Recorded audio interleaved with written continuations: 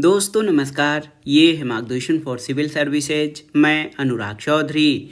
दोस्तों, नागरिक शास्त्र अथवा राजनीति विज्ञान से आयोजित परीक्षाओं के लिए आज की वीडियो में प्रस्तुत है मार्क्सवाद या वैज्ञानिक समाजवाद से संबंधित महत्वपूर्ण प्रश्न और उनके उत्तर, जो आपके आगामी परीक्षाओं जैसे TGT, PGT, LT grade, government inter college प्रवक्ता, government degree college, assistant professor, केंद्रीय विद्यालय संगठन और नेट जेआरएफ राजनीति विज्ञान के साथ उत्तराखंड, राजस्थान, बिहार और एमपी पीसीएस द्वारा आयोजित अध्यापक भर्ती परीक्षाओं के लिए बहुत ही उपयोगी है। तो आइए शुरू करते हैं आज का वीडियो। मार्क्सवाद से संबंधित महत्वपूर्ण प्रश्न और उनके उत्तर।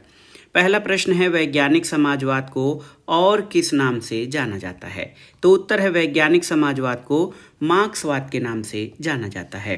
दोस्तों, वैज्ञानिक समाजवाद मार्क्सवाद के रूप में जाना जाता है, जिसके जनक कार्ल मार्क्स हैं। समाजवाद शब्द का सबसे पहले प्रयोग रॉबर्ट ओवेन ने किया था और वैज्ञानिक समाजवाद मार्क्सवाद के रूप में जाना जाता है, जिसके जनक कार्ल मार्क्स हैं। वैज्ञानिक समाजवाद के जनक कौन हैं? तो कार्ल मार्क्स को वैज्ञानिक समाजवाद का जनक कहा जाता है। समाजवाद या सोशलिज्म शब्द का प्रयोग सबसे पहले किसने किया था? तो रॉबर्ट ओवेन ने सबसे पहले समाजवाद शब्द का प्रयोग किया था। कार्ल मार्क्स ने धर्म को क्या कहा है? तो कार्ल मार्क्स ने धर्म को लोगों या जनता की अफीम कहा है। याद रखिएगा दोस्तों, मार्क्स ने धर्म को जनता की अफीम कहा है। अगला प्रश्न है, मार्क्स के अनुसार सभी समाजों का इतिहास कैसा रहा है? तो मार्क्स मानता है कि अभी तक सभी समाजों का इतिहास वर्ग संघर्ष यानी क्लास कॉन्फ्लिक्ट का इतिहास रहा है। अगला प्रश्न है, क्रांतिकारी पंथ के मसीहा के रूप में किसे माना जाता है? तो क्रांतिकारी पंथ के मसीहा के रूप में कार्ल मार्क्स को माना जाता है, क्योंकि इन्होंने वर्तमान शोषण मूलक व्यवस्था यानी पूंजीवादी व्यवस्था के बदलाव के लिए पहली बार वैज्ञानिक आधार पर क्रांति की नींव रखी थी। तो याद रख लीजिएगा, मार्क्स को क्रांतिकारी पंथ का मसीहा क्यों कहा जाता है? क्योंकि इन्होंने पहली बार शोषण मूलक व्यवस्था यानी पूंजीवादी व्यवस्था के बदलाव के लिए वैज्ञानिक आधार पर क्रांति की नींव रखी थी। एक बहुत ही महत्वपूर्ण कथन है कि यदि प्लेटो आज जीवित होते तो वे आधुनिक साम्यवादियों से अधिक साम्यवादी होते। ये कथन किसका है? तो ये महत्वपूर्ण विचारक हैं मैक्सी। उनका कहना है कि यदि प्लेटो आज जीवित रहते तो वे आधुनिक साम्यवादियों से भी अधिक साम्यवादी होते। क्यों? क्योंकि प्लेटो ने प्लेटो के पत्नी यानी स्त्री और संपत्ति विषयक साम्यवादी व्यवस्था से प्रभावित होकर मैक्सी ने ये कथन कहा था। तो मैक्सी का ये कथन प्लेटो की किस व्यवस्था से प्रभावित था? तो ये पत्नी और संपत्ति विषयक साम्यवादी व्यवस्था से मैक्सी का ये कथन प्रभावित था। उन्होंने कहा, मैक्सी ने, कि यदि प्लेटो आज जीवित होते तो वे आधुनिक साम्यवादियों से अधिक साम्यवादी होते। अगला प्रश्न है, मार्क्स के अनुसार राज्य क्या है? तो राज्य एक वर्ग संरचना यानी क्लास स्ट्रक्चर है। याद रखिएगा, मार्क्सवाद के अनुसार राज्य एक वर्ग संरचना है और उत्पादन के साधनों पर नियंत्रण पूंजीपति वर्ग का होता है। इसलिए राज्य की समस्त शक्ति का प्रयोग यह वर्ग यानी हैप्स, जिसके पास संसाधनों और धन पर स्वामित्व है, अपने हितों को पूरा करने के लिए राज्य का प्रयोग या राज्य की शक्तियों का प्रयोग करता है। इसी आधार पर मार्क्स राज्य को पूंजीपतियों की कार्यकारी समिति कहते हैं। अगला प्रश्न है, मार्क्स के अनुसार उत्पादन के साधनों पर किसका नियंत्रण होता है? तो उत्पादन के साधनों पर पूंजीपति वर्ग का स्वामित्व और नियंत्रण होता है। अगला है कि मार्क्स राज्य को पूंजीपतियों की क्या कहकर पुकारता है? तो मार्क्स राज्य को पूंजीपतियों की कार्यकारी समिति कहकर पुकारते हैं। अगला प्रश्न है, देखिए, बहुत ही महत्वपूर्ण है, एक राष्ट्र एक राज्य सिद्धांत की घोषणा किसने की थी? तो इटली के विचारक और क्रांतिकारी मैजिनी। एक राष्ट्र एक राज्य सिद्धांत की घोषणा इटली के महान देशभक्त और राजनेता मैजिनी ने की थी और भारत में अभिनव भारत संघ की स्थापना मैजिनी के यूथ इटली नामक संगठन की प्रेरणा से की गई थी। मैजिनी का उद्देश्य एक ताकतवर देश के रूप में इटली को स्थापित करना था। अगला प्रश्न है, मार्क्स का राज्य और क्रांति का सिद्धांत किससे प्रभावित है? तो मार्क्स का राज्य और क्रांति का सिद्धांत दोस्तों फ्रांस की क्रांतिकारी घटनाओं से प्रभावित है। बहुत ही महत्वपूर्ण प्रश्न है, आप देख सकते हैं। कि मार्क्स का राज्य का क्रांति का सिद्धांत फ्रांस की क्रांतिकारी घटनाओं से प्रभावित है। अगला प्रश्न है, फ्रांस की क्रांतिकारी घटनाएं किस वर्ष में संपन्न हुई थी या किस वर्ष हुई थी? तो फ्रांस की क्रांतिकारी घटनाएं 1848 से 1851 के मध्य घटित हुई थी। अगला प्रश्न है, राज्य आर्थिक आधार पर एक राजनीतिक सर्वोच्च संरचना है, ये किससे संबंधित है? तो ये कथन राज्य के मार्क्सवादी सिद्धांत से है, जिसका कहना है कि राज्य आर्थिक आधार पर एक राजनीतिक सर्वोच्च संरचना है। अगला प्रश्न है, मार्क्सवादी राज्य को किसके आधार यानी किसके बेस पर खड़ा किया गया? ऊपरी स्ट्रक्चर या बाह्य ढांचा, ऊपरी ढांचा मानते हैं। तो मार्क्सवादी राज्य को पूंजीवादी आधार पर खड़ा किया गया ऊपरी ढांचा मानते हैं। ये बहुत ही महत्वपूर्ण प्रश्न है दोस्तों। आप जान लीजिए कि मार्क्सवादी विचारक राज्य को पूंजीवादी आधार पर खड़ा किया गया ऊपरी ढांचा मानते हैं। ये आधार और अधिरचना के सिद्धांत के आधार पर मार्क्सवादी राज्य को पूंजीवादी आधार पर खड़ा किया गया ऊपरी ढांचा मानते हैं। ये सर्वोच्च राजनीतिक संरचना है जिसके माध्यम से पूंजीपति वर्ग सर्वहारा वर्ग का शोषण करता है। अगला प्रश्न है, किसका मानना था कि राज्य सदैव ही एक दमनकारी संस्था रही है? तो ये मार्क्स का कहना था। राज्य के बारे में मार्क्स का कहना था ये सदैव ही दमनकारी संस्था रही है, क्योंकि इसके द्वारा शोषक वर्ग यानी पूंजीपति शोषित वर्ग यानी मजदूर का शोषण करता है, और राज्य का निर्माण धनवान वर्ग अपनी संपत्ति की रक्षा के लिए करता है। जो वर्ग संपत्ति को चुनौती देता है उसे इस संस्था द्वारा उत्पीड़ित किया जाता है और वर्ग संघर्ष को दबा दिया जाता है। इसी से संबंधित है, राज्य का निर्माण कौन सा वर्ग अपनी संपत्ति की रक्षा के लिए करता है? तो मार्क्सवाद के अंतर्गत माना जाता है कि धनवान वर्ग राज्य का निर्माण अपनी संपत्ति की रक्षा के लिए करता है। अगला प्रश्न है, मार्क्स के अनुसार राज्य किसके लिए एक संस्था है? तो मार्क्स कहता है कि राज्य वर्ग शोषण की एक संस्था है जिसके द्वारा पूंजीपति वर्ग मजदूर वर्ग का शोषण करता है।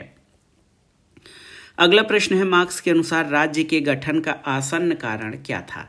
तो याद रखिएगा, मार्क्स के अनुसार राज्य के गठन का आसन्न कारण असमाधेय वर्ग संघर्ष था। राज्य जो है असमाधेय वर्ग संघर्ष का परिणाम है, ये मार्क्स का कथन है। क्योंकि आप जान लीजिए, मार्क्स कहता है कि राज्य की उत्पत्ति का कारण वर्ग संघर्ष की कभी न समाप्त होने वाली स्थिति है। एंजेल्स ने अपनी पुस्तक origin of family, private property and the state में राज्य की उत्पत्ति और स्वरूप के बारे में लिखा है कि यह समाज के विकास के एक निश्चित चरण की उत्पत्ति है। लेनिन का भी एक निष्कर्ष है कि राज्य वर्ग संघर्षों की जिसमें कोई समझौता संभव नहीं, उपज और अभिव्यक्ति है। अगला प्रश्न है, origin of family, private property and the state पुस्तक के लेखक कौन हैं? तो ये मार्क्स के सहयोगी और मित्र रहे हैं एंजेल्स। इनके द्वारा लिखा गया है कि origin of family, private property and the state पुस्तक ये बहुत ही महत्वपूर्ण है। एंजेल्स के अनुसार राज्य किसकी उपज है? तो एंजेल्स कहते हैं इसी पुस्तक में, origin of family, private property and state में लिखते हैं कि राज्य जो है, राज्य किसकी उपज है? तो ये समाज के एक निश्चित चरण की उपज है। अगला प्रश्न है, लेनिन के अनुसार राज्य किसकी उपज है? तो लेनिन कहते हैं राज्य वर्ग संघर्षों की उत्पत्ति है जिसमें कोई समझौता संभव नहीं है, इसी की उपज और अभिव्यक्ति है। अगला प्रश्न है, राज्य का वर्ग सिद्धांत किसने प्रतिपादित किया है? तो राज्य का वर्ग सिद्धांत या क्लास थियरी का प्रतिपादन मार्क्स ने किया है। अगला प्रश्न है, राज्य वर्गीय विरोधाभास की असमाधानीयता का परिणाम और प्रकटीकरण है, ये विचार किसका है? तो ये याद रखिएगा, ये कार्ल मार्क्स का कथन है। ये जो कथन है बहुत ही महत्वपूर्ण है। राज्य वर्गीय विरोधाभास की असमाधानीयता का परिणाम और प्रकटीकरण है, ये मार्क्स का कथन है। अगला प्रश्न है, राज्य के वर्ग सिद्धांत का समर्थन किन विचारकों ने किया है? तो मार्क्स, एंजेल्स और लेनिन ने राज्य के वर्ग संघर्ष या वर्ग संघर्ष सिद्धांत का समर्थन किया है। अगला प्रश्न है, राज्य शोषक वर्ग की कार्यकारी समिति है, ये विचार किससे संबंधित है? तो मार्क्स का ये कथन मार्क्सवादी विचारकों से संबंधित है कि राज्य शोषक वर्ग की कार्यकारी समिति है। अगला प्रश्न है, कम्युनिस्ट मैनिफेस्टो में राज्य को किसकी कार्यकारिणी समिति कहा गया है? तो पूंजीपति वर्ग की। एंजेल्स के अनुसार राज्य क्या है? तो एंजेल्स के अनुसार राज्य एक वर्ग द्वारा दूसरे वर्ग के दमन के लिए एक यंत्र मात्र है। और एंजेल्स के विचार भी जो है मार्क्स के विचारों से साम्यता रखते हैं। अगला प्रश्न है, मार्क्स के अनुसार ऐतिहासिक परिवर्तन का प्रमुख कारक कौन सा है? तो मार्क्स क्लास यानी वर्ग को ऐतिहासिक परिवर्तन का प्रमुख कारक मानता है। अगला है, मार्क्स के अनुसार ऐतिहासिक विकास की प्रक्रिया किस अवस्था से किस अवस्था तक आती है? तो ऐतिहासिक विकास की जो प्रक्रिया है ये मार्क्स ने जो है बहुत ही महत्वपूर्ण अपना जो भौतिकवादी अथवा आर्थिक व्याख्या के साथ ऐतिहासिक परिवर्तन के प्रमुख कारकों में वर्ग को महत्वपूर्ण स्थान दिया है। वो कहता है कि आज तक के संपूर्ण समाज का इतिहास वर्ग संघर्षों का इतिहास रहा है। और इसका मतलब ये है कि इतिहास के सभी वर्गों में, इतिहास के सभी युग में या सभी काल में एक आर्थिक वर्ग की प्रधानता रही है। और उस युग के बाद दूसरा युग आता है जिसमें उस आर्थिक वर्ग की, जिसका कि पहले युग में शोषण हुआ है, लंबे संघर्ष के बाद शासकों पर विजय प्राप्त करता है। और प्रत्येक काल और प्रत्येक देश में समाज हमेशा दो विरोधी वर्गों में बटा रहा है। अगला प्रश्न है, कम्युनिस्ट मैनिफेस्टो किस कथन से आरंभ होता है? तो कम्युनिस्ट मैनिफेस्टो इस कथन से आरंभ होता है कि अब तक के संपूर्ण समाज का इतिहास वर्ग संघर्ष का इतिहास रहा है।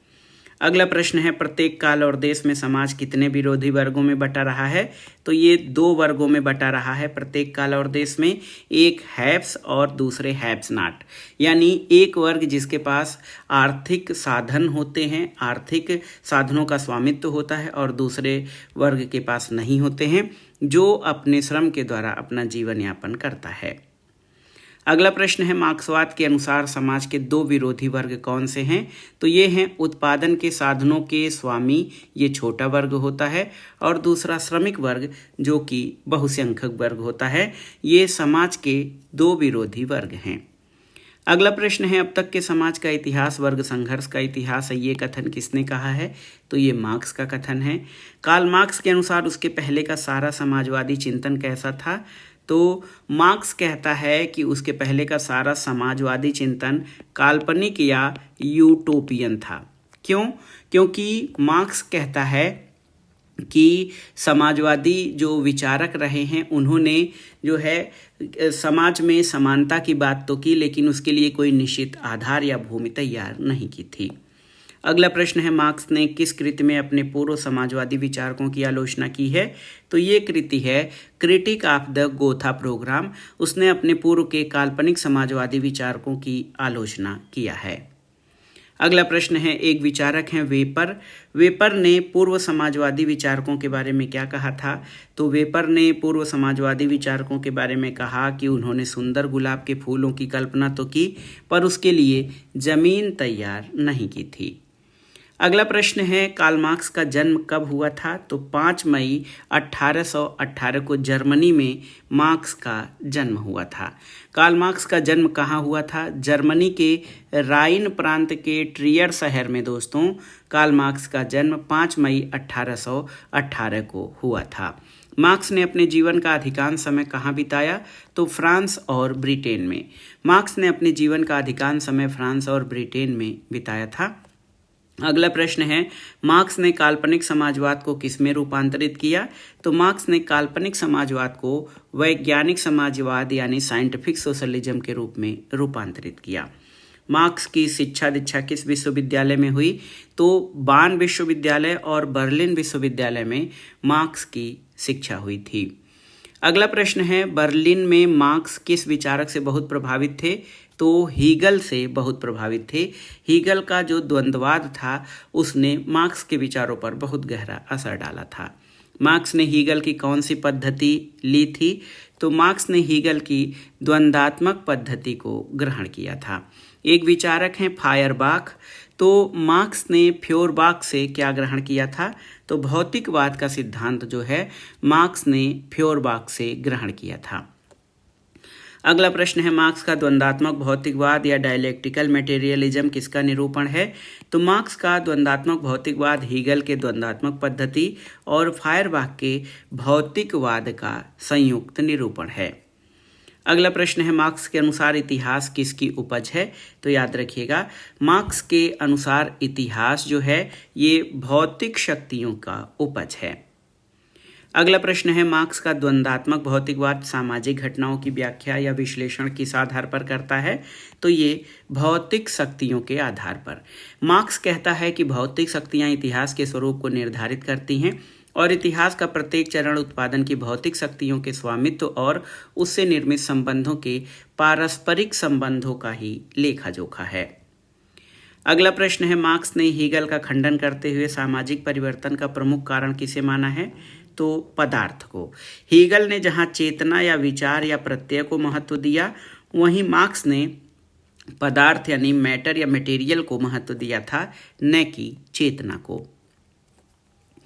अगला प्रश्न है, मार्क्सवाद के अनुसार उत्पादन के साधन क्या निर्धारित करते हैं? तो ये उत्पादन के संबंधों का निर्धारण उत्पादन के साधन करते हैं। अगला प्रश्न है, किन दो विचारकों ने वाद, प्रतिवाद और संवाद की द्वंद्वात्मक पद्धति का प्रयोग किया? तो हीगल और मार्क्स दोनों ने। दोस्तों, हीगल और मार्क्स ने वाद, प्रतिवाद और संवाद की द्वंद्वात्मक पद्धति का प्रयोग किया। हीगल विश्व का अध्ययन विकासवादी दृष्टिकोण से करता है और इस क्रिया को हीगल ने द्वंद्वात्मक क्रिया का नाम दिया था। हीगल विश्व का अध्ययन किस दृष्टिकोण से करते थे? तो हीगल ने विश्व का अध्ययन विकासवादी दृष्टिकोण से किया है। अगला प्रश्न है, हीगल की विकासवादी क्रिया को क्या नाम दिया गया है? तो इसको द्वंद्वात्मक क्रिया कहा गया है या डायलेक्टिक प्रोसेस कहा गया है। इस द्वंद्ववाद शब्द की उत्पत्ति यूनानी भाषा से हुई है। अगला प्रश्न है, द्वंद्ववाद शब्द की उत्पत्ति किस भाषा से हुई है? तो यूनानी भाषा से द्वंद्ववाद की उत्पत्ति हुई है। अगला है, यूनानी भाषा का वह शब्द जो कौन सा है जिससे द्वंद्ववाद की उत्पत्ति हुई है? तो ये है डायलेगो। डायलोगो का अर्थ क्या होता है? तो डायलेगो का अर्थ वाद विवाद करना होता है। तो याद रखिएगा, द्वंद्ववाद शब्द की उत्पत्ति यूनानी भाषा के डायलेगो शब्द से हुई है। इसका अर्थ वाद विवाद करना होता है, जिसके फलस्वरूप संश्लेषण यानी सिंथेसिस या संवाद की उत्पत्ति होती है, जो पहले के दोनों रूपों यानी वाद और प्रतिवाद से अलग होता है। अगला प्रश्न है, द्वंद्ववाद के फलस्वरूप किसकी उत्पत्ति होती है? तो द्वंद्ववाद के फलस्वरूप संश्लेषण या संवाद की उत्पत्ति होती है, जो विकास की प्रक्रिया का अंतिम और उत्कृष्ट चरण होता है। अगला प्रश्न है, मार्क्स ने हीगल के किस सिद्धांत की उपेक्षा की है? तो मार्क्स ने हीगल के आदर्शवाद, प्रत्ययवाद या विचारवाद की आलोचना की है। अगला प्रश्न है, मार्क्स का भौतिक द्वंद्ववाद का सिद्धांत कैसा है? तो ये विकासवाद का सिद्धांत है, जो कहते हैं कि समाज में जो भी क्रिया और घटनाएं होती हैं उनका विकास होता है, और वो कहते हैं कि विश्व जो है हमेशा विकासवादी दृष्टिकोण से अग्रसर होता है। वाद, प्रतिवाद और संवाद के माध्यम से पहले कोई वाद आता है, उसके बाद उसका विरोध प्रतिवाद में होता है, फिर वाद और प्रतिवाद के जो है उत्कृष्ट संयोजन से संवाद की उत्पत्ति होती है। अगला प्रश्न है, मार्क्स के द्वंद्ववाद के 3 अंग कौन से हैं? वाद, प्रतिवाद और संवाद। देखिए, मार्क्स के द्वंद्ववाद के 3 अंग हैं, थेसिस, एंटीथेसिस और सिंथेसिस यानी संवाद। मार्क्स जो है एक उदाहरण के रूप में देखते हैं, गेहूं का बीजवाद है। जैसे कहते हैं गेहूं के दाने पर द्वंद्ववाद का अध्ययन करें तो गेहूं को जमीन में गाड़ने से उसका स्वरूप नष्ट हो जाएगा, एक अंकुर प्रकट होगा और वह अंकुर विकसित होकर पौधा बनेगा, उसमें गेहूं के अनेक दाने लगेंगे। और यदि गेहूं के बीजवाद है तो पौधा प्रतिवाद है, जो निरंतर बढ़ता है, और पौधे से नए दाने का जन्म संश्लेषण है। तो इसके आधार पर देखिए, गेहूं का बीजवाद है तो पौधा क्या है? प्रतिवाद है। पौधे से नए दाने का जन्म क्या है? तो ये संवाद या संश्लेषण है, याद रखिएगा। अगला प्रश्न है, मार्क्स ने हीगल से कौन सा विचार लिया था? तो द्वंद्वात्मक पद्धति मार्क्स ने हीगल से उधार या जो है एडाप्ट किया था। अगला प्रश्न है, द्वंद्वात्मक भौतिकवाद का सिद्धांत किसका सिद्धांत है? तो ये मार्क्सवाद या वैज्ञानिक समाजवाद का सिद्धांत है, जो है द्वंद्वात्मक भौतिकवाद का सिद्धांत। एक और महत्वपूर्ण प्रश्न है, विचारधारा यानी आइडियोलॉजी को किसने भ्रामक चेतना कहा है? किसने विचारधारा को भ्रामक चेतना कहा? तो मार्क्स ने विचारधारा को भ्रामक चेतना कहा है, क्योंकि मार्क्स के अनुसार विचारधारा पूंजीपति वर्ग द्वारा सर्वहारा वर्ग पर प्रभुत्व स्थापित करने का साधन है। ये एक भ्रामक चेतना है जो शोषण के वास्तविक मुद्दों पर पर्दा डालने का कार्य करती है। अगला प्रश्न है, मार्क्स के अनुसार विचारधारा क्या है? तो ये भ्रामक चेतना है जो पूंजीपति वर्ग द्वारा सर्वहारा वर्ग पर प्रभुत्व स्थापित करने का साधन है। अगला प्रश्न है, मार्क्स के दर्शन का प्रतिनिधित्व करने वाला कथन क्या है? तो मार्क्स कहता है राज्य शोषण का एक यंत्र या साधन है। मार्क्सवादी मानते हैं कि राज्य जो है शोषण का एक यंत्र है। देखिए, कार्ल मार्क्स के अनुसार राज्य का उदय वर्ग विभेद के कारण हुआ है। राज्य संस्था हमेशा ही शोषक वर्ग के सहायक के रूप में कार्य करती रही है और वो कहता है कि राज्य केवल एक यंत्र है जिसकी सहायता से एक वर्ग दूसरे का शोषण करता है। अगला प्रश्न है, मार्क्स के अनुसार राज्य का उदय किसके कारण हुआ है? तो वर्ग विभेद या वर्गों में अंतर के कारण राज्य की उत्पत्ति हुई है। अगला प्रश्न है, पूंजीवादी युग में राज्य संस्था पर किसका आधिपत्य है? तो मार्क्स कहता है पूंजीवादी युग में राज्य संस्था पर पूंजीपति वर्ग का नियंत्रण है। अगला प्रश्न है, मार्क्स के अनुसार राज्य क्या है? तो राज्य केवल शोषण का एक यंत्र या साधन है जिसकी सहायता से एक वर्ग दूसरे का शोषण करता है। अगला प्रश्न है, मार्क्स के अनुसार राज्य किसकी सहायता करता है? तो एक वर्ग द्वारा दूसरे वर्ग का शोषण करने में राज्य सहायता करता है। तो किस वर्ग द्वारा? पूंजीपति वर्ग द्वारा सर्वहारा के शोषण करने में जो है राज्य सहायता करता है। अगला प्रश्न है, कम्युनिस्ट मैनिफेस्टो में किसका राज्य सिद्धांत पाया जाता है? तो कम्युनिस्ट मैनिफेस्टो या साम्यवादी घोषणा पत्र में मार्क्स का राज्य सिद्धांत पाया जाता है। अगला प्रश्न है, मार्क्स और एंगेल्स के अनुसार राज्य किस प्रकार का संगठन है? तो राज्य एक वर्ग संगठन है। मार्क्स और एंगेल्स कहते हैं कि राज्य वर्ग संघर्षों की उत्पत्ति और एक वर्ग संगठन है। ये आधारभूत आर्थिक ढांचे यानी उत्पादन के संबंधों पर उत्पादन के भौतिक साधनों के स्वामियों द्वारा अपनी सुरक्षा के लिए खड़ा किया गया ऊपरी ढांचा है। अगला प्रश्न है, इतिहास की भौतिकवादी व्याख्या और वर्ग संघर्ष के सिद्धांत का निरूपण किसने किया? तो याद रखिएगा, कार्ल मार्क्स ने। अगला प्रश्न है, कार्ल मार्क्स की प्रसिद्ध रचना दास कैपिटल में किसका प्रतिपादन किया गया है? तो दास कैपिटल में इतिहास की भौतिकवादी व्याख्या का प्रतिपादन किया गया है। अगला प्रश्न है, कार्ल मार्क्स ने अपनी रचना कम्युनिस्ट मैनिफेस्टो में किसका प्रतिपादन किया है? तो वर्ग संघर्ष के सिद्धांत का प्रतिपादन कम्युनिस्ट मैनिफेस्टो में किया गया है। अगला प्रश्न है, इतिहास की भौतिकवादी व्याख्या के माध्यम से मार्क्स क्या स्पष्ट करना चाहते हैं? तो इतिहास की भौतिकवादी व्याख्या के माध्यम से मार्क्स स्पष्ट करना चाहते हैं कि उत्पादन की पद्धति इतिहास की गति को निर्धारित करती है। यानी उनका कहना है कि ये जो विकास हुआ है, इतिहास का विकास हुआ है आदिम साम्यवादी व्यवस्था से दास प्रथा, फिर सामंतवादी व्यवस्था, फिर पूंजीवादी व्यवस्था और अंत में साम्यवादी व्यवस्था आएगी और हमेशा ही इतिहास में एक वर्ग द्वारा दूसरे वर्ग का शोषण किया गया है। अगला प्रश्न है, मार्क्स ने इतिहास के प्रत्येक चरण को किसके आधार पर व्याख्यायित किया है? तो उत्पादन के साधनों के स्वामित्व के आधार पर मार्क्स ने इतिहास के प्रत्येक चरण को व्याख्यायित किया है। अगला प्रश्न है, मार्क्स के अनुसार इतिहास का अंतिम चरण कौन सा है? तो ये साम्यवादी व्यवस्था होगी जो कि एक वर्ग विहीन और राज्य विहीन समाज के रूप में स्थापित होगा। तो याद रखिएगा, मार्क्स ने द्वंद्वात्मक पद्धति के आधार पर कहा है कि वाद और प्रतिवाद का संश्लेषण संवाद के रूप में होगा और अपने पुनः संवाद भी अपने आंतरिक विरोध के चलते प्रतिवाद को जन्म देगा। और वो कहते हैं, मार्क्स कहते हैं कि जो इतिहास का अंतिम चरण है वो साम्यवादी व्यवस्था होगी जिसमें न तो कोई वर्ग रहेगा और न ही राज्य रहेगा। अगला प्रश्न है, कौन सा मार्क्सवादी समाजवाद का आधार है?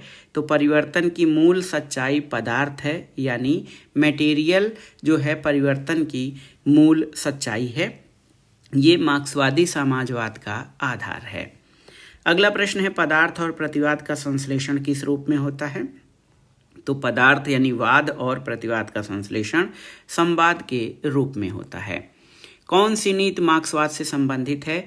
तो अहस्तक्षेप या यदभाव्यम की नीति, जिसको लेसेस फेयर कहा जाता है, इसका संबंध उदारवाद से है, न कि मार्क्सवाद से। लेसेस फेयर की नीति का संबंध किससे है? तो उदारवाद से। मार्क्स का अंतिम उद्देश्य क्या स्थापित करना था? तो याद रखिएगा, मार्क्स का अंतिम उद्देश्य एक वर्ग विहीन समाज की स्थापना करना था। एक और प्रश्न है, पूंजीपति वर्ग हमेशा किसमें संलग्न रहता है? तो हमेशा ये शोषण में लगा रहता है, पूंजीपति वर्ग। बुर्जुआ या सर्वहारा वर्ग किससे मुक्ति पाना चाहता है? तो याद रखिएगा, बुर्जुआ या सर्वहारा वर्ग पूंजीपतियों के शोषण से मुक्ति पाना चाहता है। अगला प्रश्न है, समाज में शांति के लिए किसका होना आवश्यक है? तो मार्क्स ने जो वाद प्रतिवाद है उसकी अंतिम अवस्था संवाद को साम्यवादी व्यवस्था से जोड़ा है, और उन्होंने कहा है कि ये जो है एक वर्ग विहीन और राज्य विहीन समाज होगा, जिसमें समाज में शांति और समानता स्थापित होगी। अगला प्रश्न है, कौन सा उपागम इस विश्वास पर आधारित है कि आर्थिक आधार वैचारिक तथा राजनीतिक अधिसंरचना को निर्धारित करता है? तो ये ऐतिहासिक भौतिकवाद। आधार अधिरचना सिद्धांत के माध्यम से मार्क्स ने इस बात पर बल दिया है कि जो आधार होता है, अधिरचना और आधार में जो आधार होता है उसका ढांचा आर्थिक होता है, जबकि विचार और राजनीति ये अधिसंरचना के पार्ट होते हैं। अगला प्रश्न है, ऐतिहासिक भौतिकवाद का उपागम किस पर आधारित है? तो ये इतिहास की भौतिक व्याख्या पर आधारित है, जिसके व्याख्याकार कार्ल मार्क्स रहे हैं, और ये उपागम इस मान्यता को मानता है कि इतिहास के प्रत्येक चरण में इसका उत्पादन के साधनों पर नियंत्रण होता है। वही लोग राजनीति, विचारधारा, संस्कृति और शिक्षा पर नियंत्रण रखते हैं। अगला प्रश्न है, पूंजीवादी और साम्यवादी व्यवस्था में आर्थिक आधार की भिन्नता की वजह से दोनों का स्वरूप कैसा होता है? तो ये अलग अलग होता है। पूंजीवादी और साम्यवादी प्रणाली में आर्थिक आधार की भिन्नता होती है, जिसकी वजह से दोनों की राजनीतिक, सामाजिक और सांस्कृतिक संस्थाओं का स्वरूप भी अलग अलग होता है। अगला प्रश्न है, मार्क्स का कौन सा विचार शास्त्रीय अंग्रेजी स्कूल यानी क्लासिकल इंग्लिश स्कूल से प्रेरित है? तो ये लेबर सिद्धांत और अतिरिक्त मूल्य का सिद्धांत, ये दोनों सिद्धांत मार्क्स के जो विचार हैं ये आंग्ल समाजवादियों से संबंधित हैं। अगला प्रश्न है, अंग्रेजी समाजवादियों का क्या विचार था? तो अंग्रेजी समाजवादियों का विचार था कि श्रम जो है यानी लेबर, ये मूल्य का एकमात्र स्रोत है। अगला प्रश्न है, अतिरिक्त मूल्य का सिद्धांत या थियरी ऑफ सरप्लस वैल्यू, ये किसका है? तो अतिरिक्त मूल्य का सिद्धांत प्रसिद्ध अर्थशास्त्री रिकार्डो की देन है, जिसे प्रचलित और जो है प्रसिद्ध करने का श्रेय मार्क्स को है। अगला प्रश्न है, सर्वहारा की तानाशाही मार्क्स के सिद्धांत का सार है, ये किसने माना है? तो ये प्रसिद्ध विचारक लेनिन का कहना है कि सर्वहारा की तानाशाही जो है मार्क्सवाद का सार तत्व या मूल तत्व है, और लेनिन महत्वपूर्ण मार्क्सवादी विचारक रहे हैं। अगला प्रश्न है, समाजवादी क्रांति से किसका अधिनायकत्व स्थापित होगा? तो समाजवादी क्रांति से सर्वहारा का अधिनायकत्व स्थापित होगा। अगला प्रश्न है, मार्क्सवाद को लेनिन का सर्वाधिक विशिष्ट योगदान क्या माना जाता है? तो ये है दल का सिद्धांत यानी पार्टी सिस्टम। ये मार्क्सवाद को लेनिन का सर्वाधिक महत्वपूर्ण सिद्धांत माना जाता है, क्योंकि मजदूर वर्ग को प्रशिक्षित करने, नेतृत्व करने और क्रांति वर्ग की ज्वाला को बनाए रखने के लिए लेनिन ने दल या पार्टी के महत्व को स्वीकार किया है। अगला प्रश्न है, मजदूर वर्ग को प्रशिक्षित करने और नेतृत्व करने के लिए लेनिन ने किसका महत्व स्वीकार किया है? तो ये दल यानी पार्टी का। सोवियत रूस में क्रांति को सफल बनाने के लिए लेनिन ने किस दल का गठन किया था? तो याद रखिएगा, सोवियत रूस में क्रांति को सफल बनाने के लिए लेनिन ने बोल्शेविक दल का गठन किया था। याद रखिएगा, लेनिन ने बोल्शेविक दल बनाया था। अगला प्रश्न है, लेनिन ने किस वर्ष जारशाही को उखाड़ फेंका? तो जारशाही को 1917 में लेनिन ने बोल्शेविक दल के माध्यम से जारशाही के शासन को समाप्त कर दिया। अगला प्रश्न है, मार्क्स के अनुसार सर्वहारा के अधिनायकत्व के दौरान उत्पादन के साधनों का प्रयोग किसके लिए होता है? तो सर्वहारा के अधिनायकत्व जो कि ट्रांजिशन फेज होगा उसके दौरान ये सिद्धांत होगा कि जो काम नहीं करेगा उसे खाने का अधिकार नहीं होगा, केवल वृद्ध बालक और असमर्थ व्यक्तियों को भोजन मिलेगा। तो सर्वहारा के अधिनायकत्व के संबंध ये सिद्धांत होगा, जो काम नहीं करेगा उसे खाने का अधिकार नहीं है। अगला प्रश्न है, सर्वहारा के अधिनायकत्व में बिना काम के भोजन पाने के अधिकारी कौन होंगे? तो केवल वृद्ध बालक और असमर्थ व्यक्ति बिना काम के भी भोजन पाने के अधिकारी होंगे। अगला प्रश्न है, लेनिन ने अपनी पुस्तक स्टेट एंड रेवोल्यूशन कब लिखी थी? तो ये 1917 में प्रकाशित हुई थी। समाजवादी दौर में व्यक्तियों के अधिकार किस सूत्र से निर्धारित होते हैं? तो याद रखिएगा कि समाजवादी जो कि सर्वहारा का अधिनायकत्व काल होगा उसमें जो सूत्र होगा, प्रत्येक से अपनी क्षमता के अनुसार और प्रत्येक को अपने कार्य के अनुसार, प्रत्येक से अपनी क्षमता के अनुसार, प्रत्येक को अपने कार्य के अनुसार जो है ये समाजवादी दौर में व्यक्तियों के अधिकार इसी सूत्र से निर्धारित होंगे। अगला प्रश्न है, साम्यवाद में व्यक्तियों के अधिकार किस सूत्र से निर्धारित होते हैं?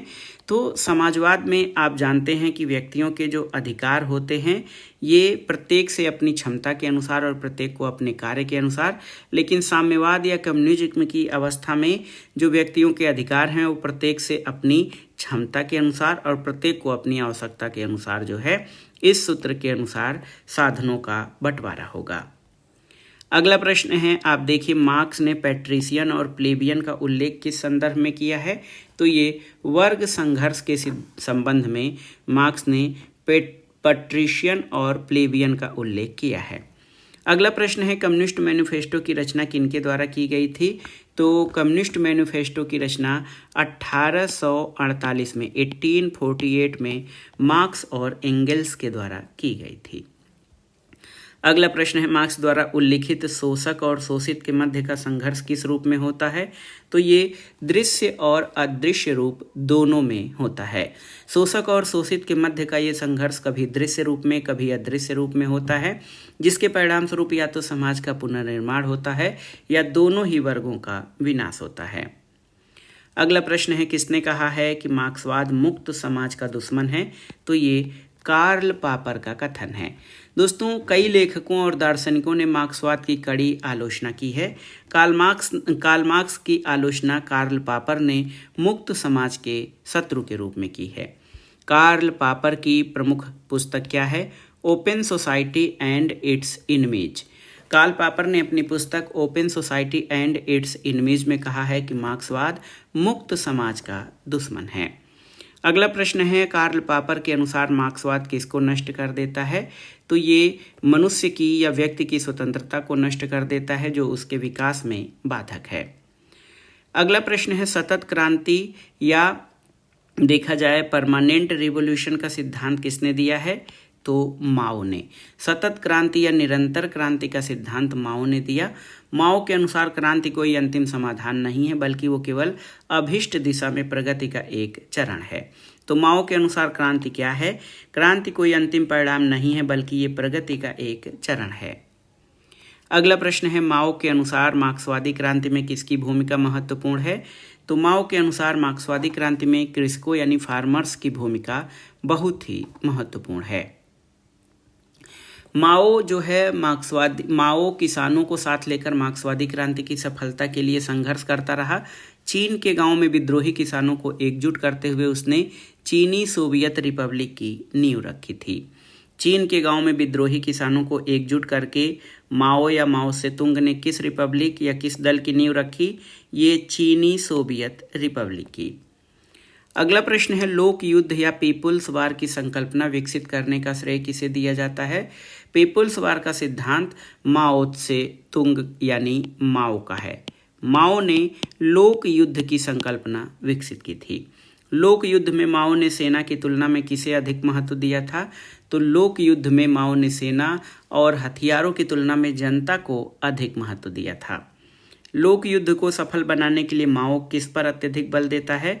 तो ये गुरिल्ला युद्ध या छापामार युद्ध पर माओ ने बल दिया है लोक युद्ध को सफल बनाने में। सांस्कृतिक क्रांति या कल्चरल रिवॉल्यूशन के लिए कौन जाना जाता है? तो माओ ने जो है कल्चरल रिवॉल्यूशन की अवधारणा व्यक्त की। माओ के अनुसार आर्थिक मोर्चे पर समाजवादी क्रांति हो जाने के बाद समाजवादी व्यवस्था अपने आप सुदृढ़ नहीं होगी। इसके लिए राजनीतिक, सांस्कृतिक, शैक्षणिक और विचारधारात्मक मोर्चों पर समाजवाद को बढ़ावा देना जरूरी होगा, जिसमें लंबा समय लगेगा और इसीलिए सर्वहारा और बुर्जुआ वर्गों का संघर्ष लगातार चलेगा। माओ ने इसे निरंतर क्रांति कहा और ये सांस्कृतिक सभ्यता के विकास के लिए चलता रहेगा। अगला प्रश्न है, लेनिन और स्टालिन से मतभेद प्रकट करते हुए माओ ने कौन सा विचार व्यक्त किया? तो लेनिन और स्टालिन इनसे मतभेद प्रकट करते हुए माओ ने विचार प्रकट किया कि समाजवादी व्यवस्था में भी सर्वहारा और बुर्जुआ वर्गों का संघर्ष चलता रहेगा। अगला प्रश्न बहुत ही महत्वपूर्ण कथन है कि मार्क्स ने साम्यवाद को अस्त व्यस्त स्थिति में पाया और उसे एक आंदोलन बना दिया। ये कथन किसका है? तो ये हेराल्ड जोसेफ लास्की का है, क्योंकि लास्की का कहना है कि मार्क्स ने पूर्व में प्रचलित बिखरे हुए विचारों को एकत्र करके उसे व्यवस्थित और तर्कबद्ध करके न केवल एक प्रणाली के रूप में संगठित किया, बल्कि उसे एक आक्रामक सिद्धांत बना दिया। ये कथन लास्की का है। लास्की के अनुसार साम्यवाद कैसा आंदोलन है? तो लास्की के अनुसार साम्यवाद एक अंतर्राष्ट्रीय आंदोलन है। अगला प्रश्न है, श्रमिकों की तानाशाही के सिद्धांत को किस पुस्तक में सुव्यवस्थित किया गया है? तो स्टेट एंड रिवॉल्यूशन पुस्तक में श्रमिकों की तानाशाही के सिद्धांत को जो है महत्वपूर्ण रूप से व्यवस्थित किया गया है और स्टेट एंड रिवॉल्यूशन पुस्तक लेनिन की है, जिसे 1917 में लिखा गया था। अगला प्रश्न है, राज्य और क्रांति पुस्तक के लेखक कौन है? लेनिन, और ये पुस्तक 1917 यानी 1917 की है। और 1918 में लेनिन ने एक पुस्तक और लिखा था, प्रोलेटेरियन रिवॉल्यूशन एंड रेनेगेड काट्स्की। अगला प्रश्न है, लेनिन ने सर्वहारा अधिनायकवाद की विस्तृत विवेचना किस पुस्तक में की है?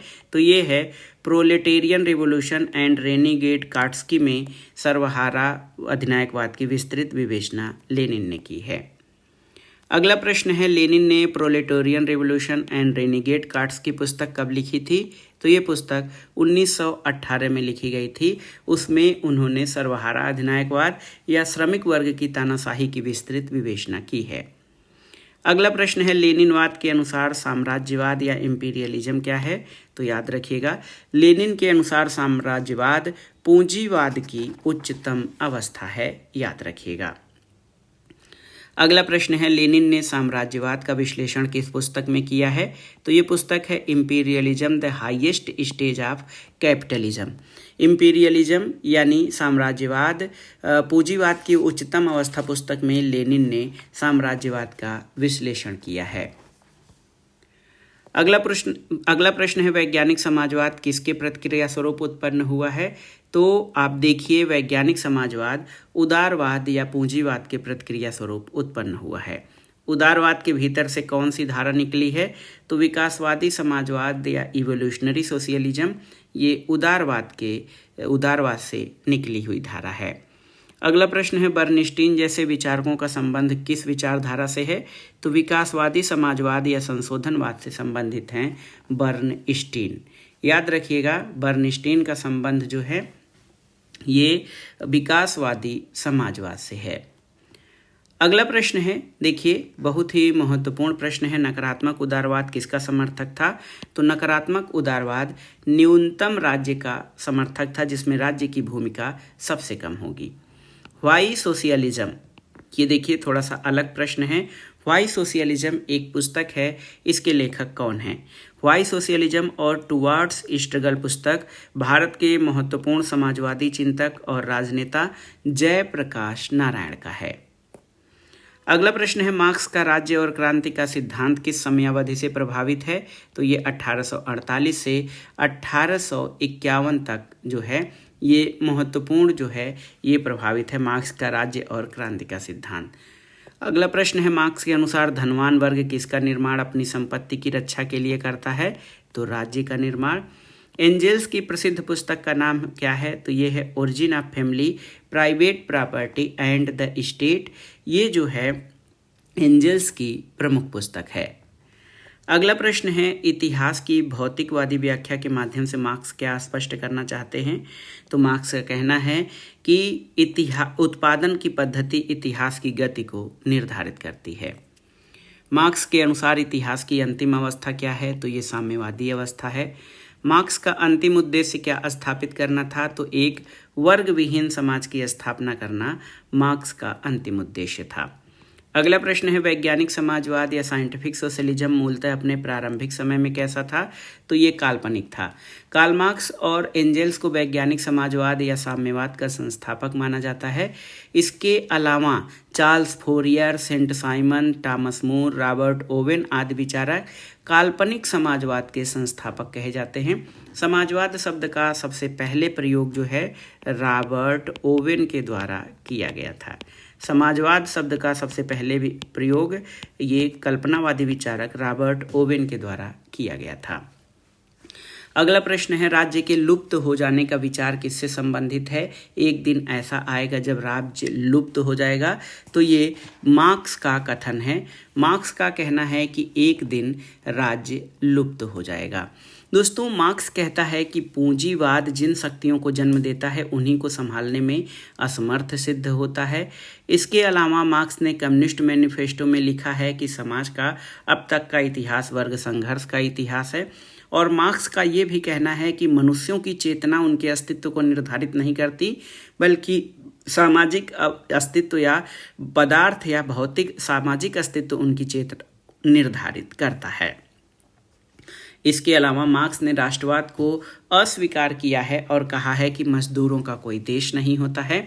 मार्क्स ने कहा कि दुनिया के मजदूरों एक हो जाओ, इसका नारा मार्क्स के द्वारा दिया गया है। ये बहुत ही महत्वपूर्ण प्रश्न है।